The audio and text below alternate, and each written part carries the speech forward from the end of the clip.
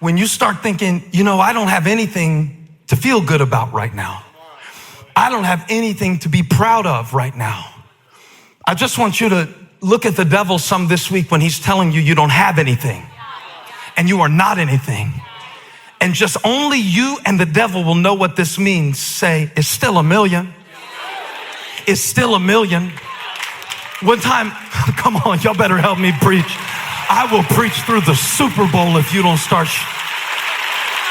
And I got real arrogant one time because the church was growing and we had like a holiday weekend and there were only 8,000 people in church.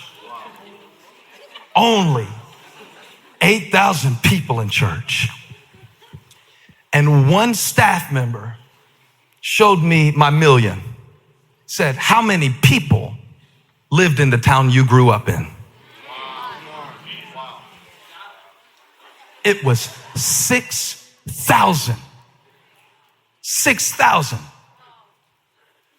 And what I needed was to break down my blessings, to break down my bag, and remember, it's still $1 million.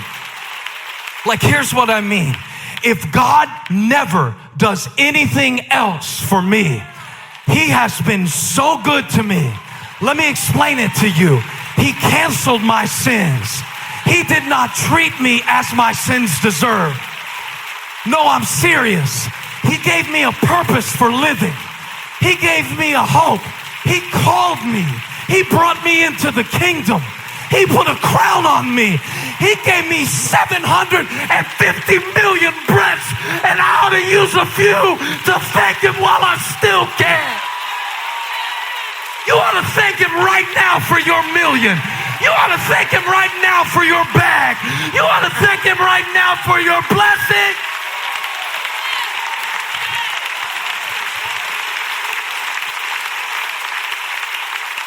Still $1 million. It's still $1 million. Break it down. You got a lot once you start counting it. Come on, let's count to $1 million. 1, 2, 3, 4, 5, 6, 7, 8, 9, 10. See, when you break it down, it doesn't sound so little anymore. Break down your blessings and then invest it back.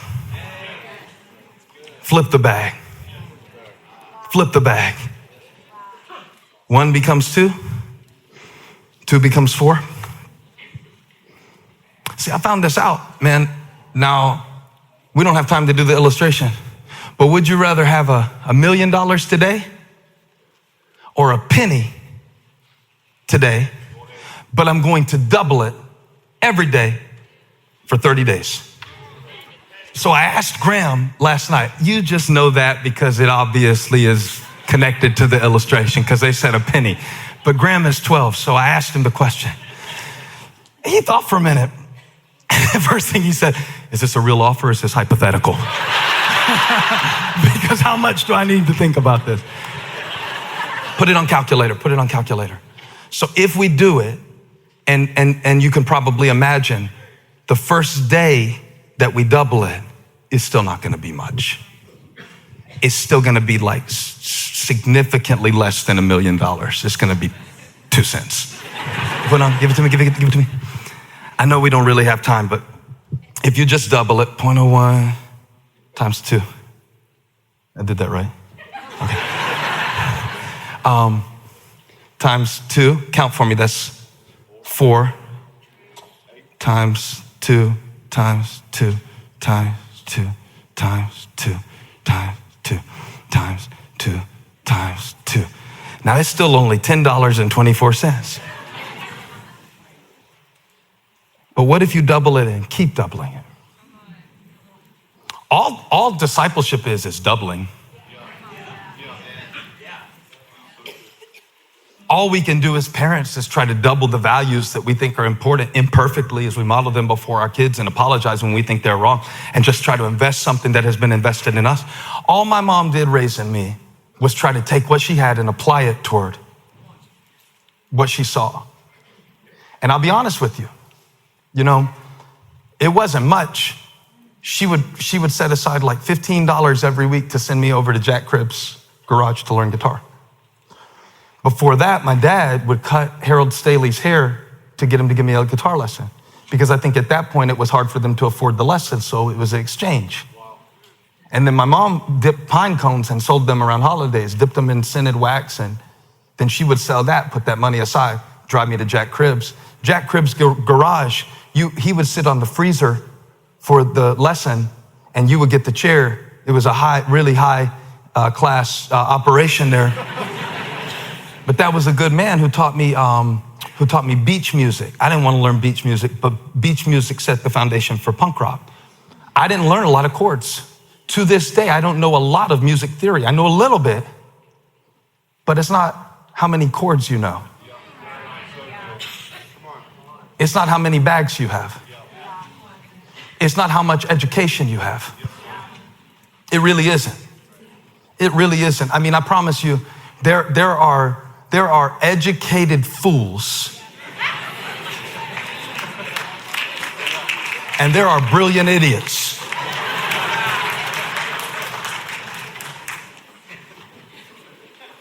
All Billy had to do,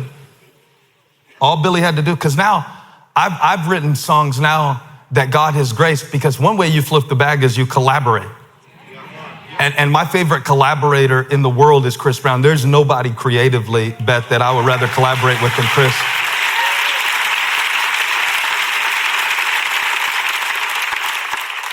And now it's not how many chords I know, it's whether or not that enough people can come together, put their preferences aside, and move something forward. And flip the bag. And flip the bag. It's still $1 million. I tell you, I don't know that many guitar chords. Well, compared to most of y'all, I'm Mozart. You understand? And if the man with one, if Billy would have just kept on, oh man, well, this is not much. You don't have to stay stuck with what you started with. Look, I'm still going. That's 10,000 now. Still not $1 million. But we haven't got to 30 yet. And so the enemy, I messed it up. I put 22. All right, I got to start all over. Y'all hang tight for a second. It won't take long. Hold on. If you keep doing, I did it last night with Graham. I promise you I practiced this. It's hard to talk at the same time. But if he kept doubling it, if I keep doubling it, if I keep doubling it, if I keep doubling it, if I keep showing up, Okay, I didn't get much out of church this week. Honestly, I was distracted by Pastor's shirt. It was bright, hurt my eyes. But if I keep coming, if I keep doubling, touch somebody, say, flip the bag, flip the bag, flip the bag, flip the bag. In 30 days, there we are. We're back at 10,000. Now it's 20.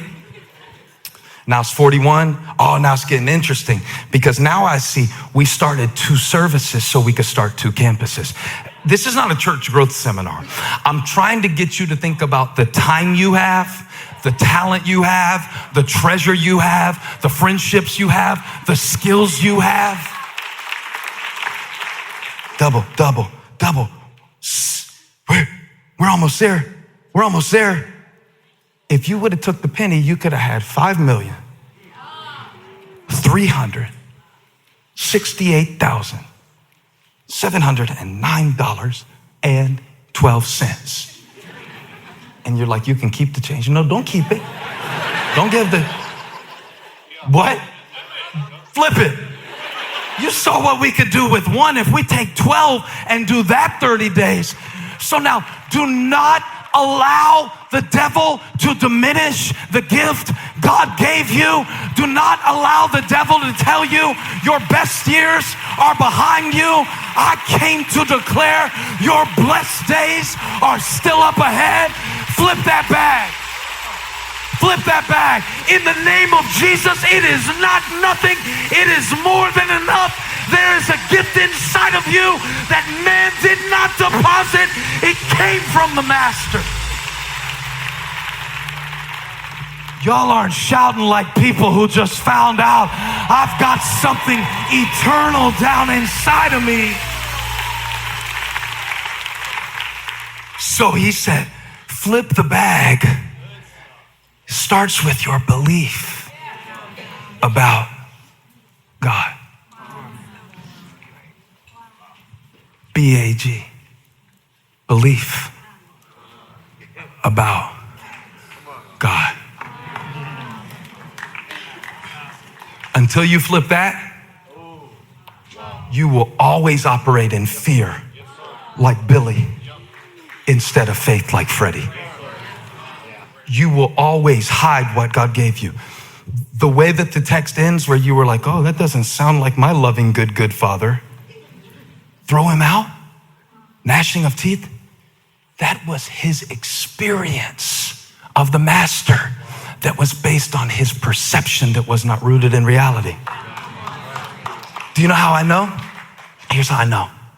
He said, I knew you were a harsh man. I knew you harvest where you didn't scatter and you reap where you didn't sow. See, he thought God was trying to get something out of him that God didn't put in him. Here's what I know about God. Here's what I believe about God. He never makes a withdrawal where he did not make a deposit.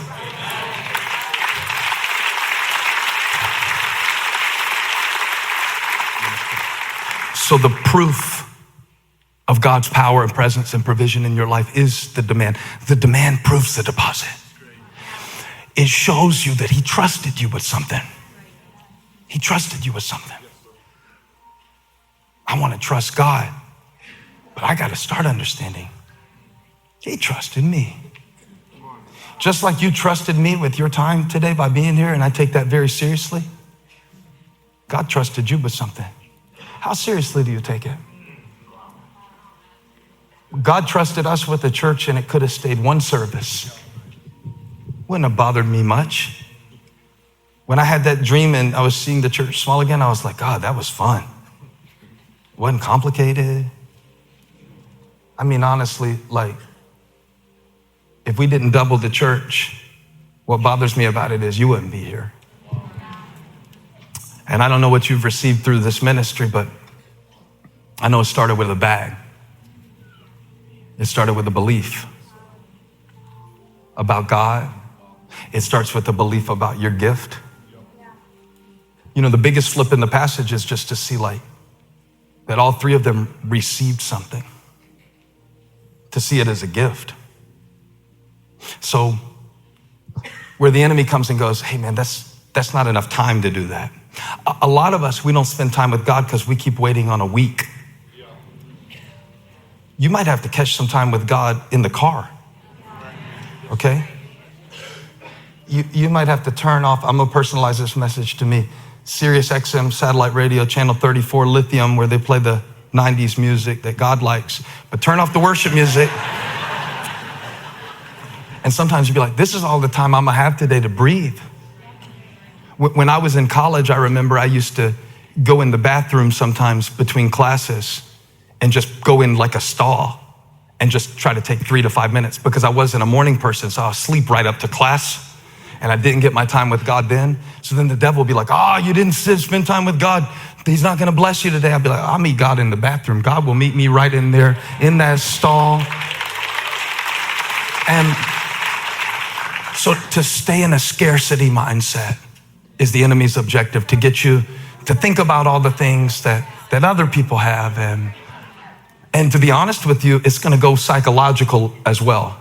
You're gonna start to feel like, well, I'm just a messed up person. That's the problem. I'm just not one of these good people. I'm just not one of these stable people. I'm crazy. I was raised by crazy. I was raised by third generation crazy. Crazy came before crazy, begot crazy, begot crazy, begot me. And if that's going on in your mind too, you will hide what is his. You will hide what is his. So what I mean is when we live afraid and when we don't double what we've been given, not only do others miss out, but we end up in a place of darkness and isolation, wondering what we could have done with one bag. So I want to say to you that as I look over my life today, I think I've done a lot with what God gave me. And yet, there comes a point where all of us must decide, do we want to double it again? Or should we stay in a scared place or a scared